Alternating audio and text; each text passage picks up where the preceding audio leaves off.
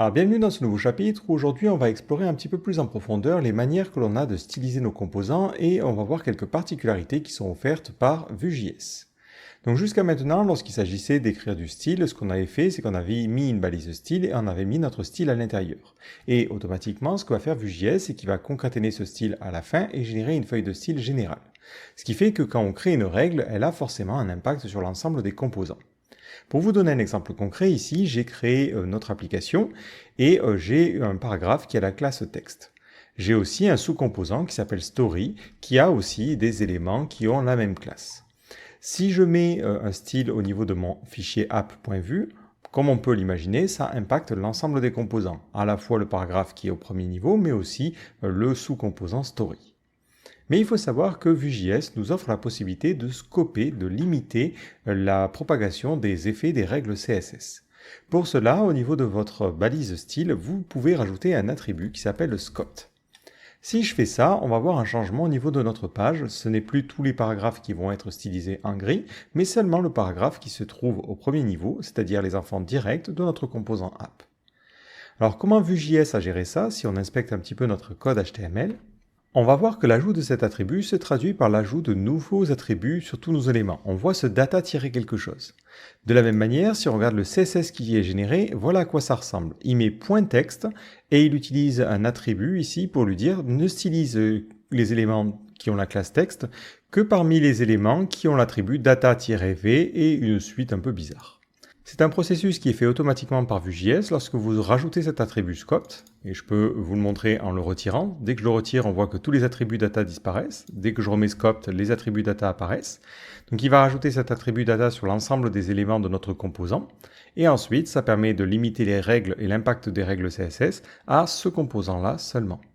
Ce qui permet par exemple dans mon story de pouvoir faire la même chose. Je peux lui dire je veux créer un style, et ce style-là on va le scoper aussi.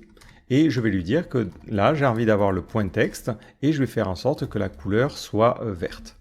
L'avantage, c'est que le style de ce point texte-là ne va pas déborder au niveau de mon application. Vu qu'il rajoute des attributs data, il va rajouter un attribut data différent dans le cadre de notre composant story. On voit que là, il rajoute C9 alors que là, c'est 7A.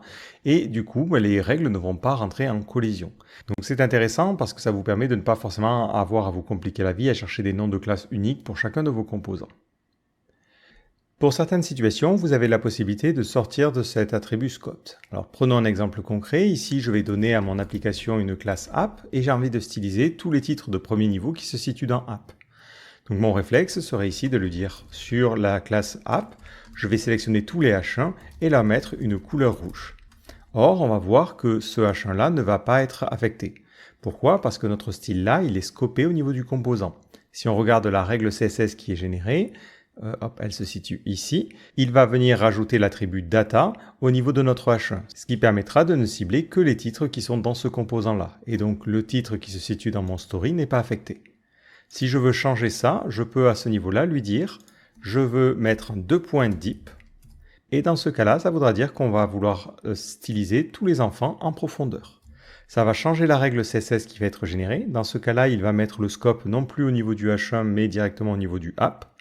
Donc on voit que c'est cet attribut data qui est passé ici, et ça stylisera en profondeur tous les H1 qui sont enfants, directs ou indirects de cet élément-là. On a aussi la possibilité de définir qu'une règle est globale. Si on veut par exemple conserver cette règle sans qu'il rajoute automatiquement l'attribut data comme il le fait, on peut mettre un deux points global. Et dans ce cas-là, la règle va être mise de manière globale. Et on voit qu'il ne change pas cette règle-là. Une autre approche, c'est de créer deux balises style. Vous pouvez tout à fait, dans un composant Vue.js, avoir deux balises style pour par exemple mettre des styles qui seraient globaux. Donc ça, c'est des styles qui ne vont pas être scopés, donc qui ne verront pas l'attribut data rajouté automatiquement. Et on peut le mélanger avec des styles scopés. Donc le deux points global, il est intéressant si vous ne voulez avoir qu'une partie style, mais sinon, vous pouvez aussi séparer de cette manière-là. Ensuite, le dernier modificateur, c'est le modificateur slotted.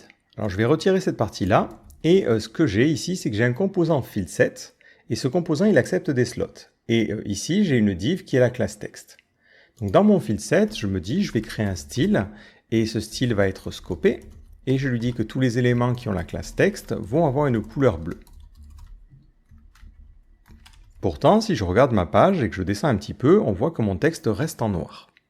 Pourquoi? Parce que par défaut, le style qui va être appliqué à cet élément est le style qui est injecté par le parent. Et du coup, le fil 7 ne va pas venir injecter la règle pour ce texte-là. Dans ce cas-là, vous pouvez rajouter un modificateur qui est .slotted. Ça va permettre d'appliquer ce style-là aux éléments qui ont été injectés. Si je sauvegarde, on va voir qu'automatiquement, notre texte va apparaître en bleu. Enfin, on notera que ça ne marche que si vous avez directement les composants comme ceci. Si ici, je décide que l'enfant du fil 7 est un story, qui est lui-même un composant qui a des classes texte, je retire même ce style scoped, on verra que les paragraphes à l'intérieur de notre fil 7 ne sont pas altérés, ils ne voient pas leur couleur en bleu. Donc ça ne marche ça que si jamais vous avez la structure HTML qui est directement mise en enfant de votre composant. Si vous avez un autre composant intermédiaire en slot, le système de scope va complètement bloquer. Mais ce cas-là correspond vraiment à des cas particuliers. Si je suis honnête, c'est pas forcément quelque chose que j'ai trop l'habitude d'utiliser. Ce qu'on retiendra surtout, c'est qu'en rajoutant l'attribut scoped au niveau de notre balise style, on peut limiter l'impact de notre CSS et il ne va être appliqué qu'aux éléments du composant actuel. Et ça évite d'avoir un débordement vers les composants enfants ou vers les composants parents. C'est quelque chose qui est complètement optionnel. Vous pouvez choisir, vous, de votre côté, d'utiliser des classes uniques et de ne jamais en avoir besoin, mais c'est intéressant de savoir que c'est là. Alors ensuite, une autre méthode de travail, c'est les modules CSS. Les modules CSS permettent de générer justement le nom des classes de manière automatique. Alors pour utiliser les modules, lorsque vous créez un style, vous allez rajouter un attribut module. Et ensuite, vous allez utiliser des classes et vous allez mettre le CSS que vous voulez. Ensuite, dans votre partie template, lorsque vous souhaitez utiliser cette classe, vous n'allez pas l'utiliser comme ça, vous allez mettre .class et vous allez avoir une propriété qui va être injectée de manière magique qui va s'appeler style. Et ensuite, vous allez choisir le nom de votre classe.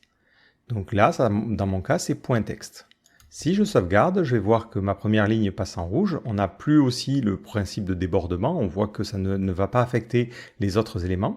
Et si j'inspecte mon élément, ce qu'il a fait, c'est qu'il a généré en fait un nom de classe dynamiquement. Alors ça, ce n'est pas quelque chose qui est spécifique à Vue.js, c'est ce que l'on appelle les CSS modules. Globalement, c'est quelque chose qui permet d'utiliser les feuilles de style CSS en JavaScript. On peut importer une feuille de style et on aura en réponse un objet et cet objet va contenir l'ensemble des classes. Et comme ça nous permet d'avoir des classes qui ont des noms dynamiques. On notera que vous pouvez aussi récupérer l'objet contenant la liste des classes CSS directement dans votre partie script. Dans ce cas-là, il faudra importer useCSSModule depuis Vue. Et ensuite, si je fais un console log et que je regarde à quoi ressemble useCSSModule, ça va me donner un objet qui contient la propriété texte et le nom de la classe qui a été générée.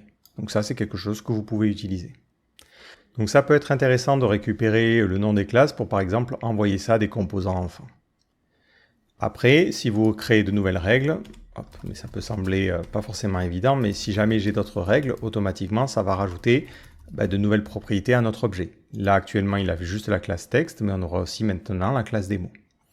Donc voilà pour le principe des CSS modules. Enfin, un dernier point sur le CSS basique, c'est qu'il est possible d'utiliser des variables CSS. Alors pour cet exemple-là, on va s'imaginer qu'on a envie que le style du texte il soit conditionné par la valeur d'une variable. Donc je vais revenir avec un simple style scopé. On ne va pas forcément utiliser le système de module ici. Voilà, donc je vais retirer ça et ça. Et vu que je n'utilise pas le système de module, on va revenir avec une classe classique. Ce que je vais faire, c'est que je vais ici créer une constante qui va être une référence et je vais mettre la valeur d'une couleur. Et on va imaginer que ça va être red par défaut. Je pense bien à importer ref depuis Vue.js et ensuite je vais créer un petit select qui permet de changer les différentes couleurs. Maintenant que j'ai ce select, je vais mettre un vModel et ça va permettre de changer la valeur de la variable color. J'aimerais bien maintenant que le changement de valeur dans ce select vienne changer la couleur que j'ai ici.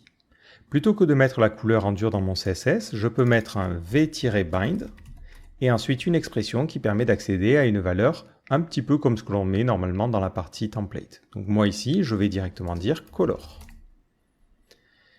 Si je sauvegarde, mon texte apparaît bien en rouge, mais si jamais je change pour du vert, on voit qu'il apparaît en vert. Et comme ça, on a une liaison qui est faite entre le CSS et notre partie script. Alors comment ça se traduit en réel? En fait, ce qu'il va faire, c'est qu'il va introduire une variable CSS. Ici, il a créé une variable qui s'appelle, voilà, c'est un nom un peu compliqué, mais il a créé cette variable de manière dynamique. Et ensuite, il va créer, grâce à un attribut style, la valeur qui va être associée. Donc lorsqu'on va changer le select, il va venir changer cette valeur-là, et automatiquement, notre style se mettra à jour. Donc il profite des nouvelles fonctionnalités du CSS pour gérer ça de manière dynamique. Après, il serait tout à fait possible de faire les choses nous-mêmes, hein. Rien ne vous empêcherait ici, vous, de vous créer un style et d'injecter des choses, mais l'avantage, c'est que c'est fait automatiquement par Vue.js lorsque vous mettez un petit vbind. Et voilà pour les points particuliers qui ont attrait à cette balise style. Enfin, dernier petit point, vous pouvez aussi utiliser des préprocesseurs CSS dans le cadre de Vue.js. Imaginons que vous êtes habitué à utiliser Sass par exemple, vous pouvez l'utiliser. Pour cela, au niveau de votre style, vous allez rajouter langue et vous allez choisir la langue à utiliser. Donc moi, je vais choisir ici du SCSS. Automatiquement, il essaiera d'utiliser SCSS pour compiler les choses. Donc ce que je vais faire ici, c'est que je vais lui dire, je vais faire un color.scale. On va imaginer qu'on prend du rouge et on va venir changer l'opacité. Donc je vais changer l'alpha et on va mettre du moins 40%. Voilà, là je mets un truc qui est spécifique à Sass. Et juste avant, je vais lui demander d'utiliser Sass.color. Alors si vous faites ça, vous allez tout de suite tomber sur une erreur parce qu'il va vous dire qu'il n'est pas capable de le compiler. Effectivement, il va falloir rajouter les dépendances nécessaires. Donc dans mon cas, je vais venir couper mon serveur, je vais venir rajouter Sass en dépendance de développement, et ensuite je vais relancer mon serveur. Si maintenant je reviens sur ma page et que je réactualise, on voit bien que notre texte apparaît avec une légère opacité, et je suis maintenant capable d'écrire du SCSS. Et voilà globalement pour tout ce que j'avais à vous montrer sur la partie style au niveau de vos composants Vue.js.